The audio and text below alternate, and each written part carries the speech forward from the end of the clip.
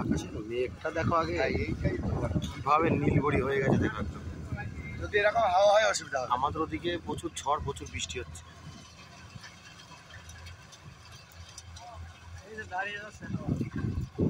দাঁড়িয়ে গেলেই ভয়।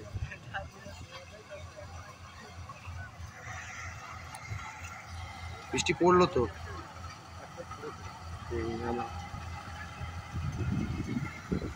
আরে এক জায়গায় গাদা করো, দু জায়গায় কষ্ট কেন? আবার এইটাই গাদা করো।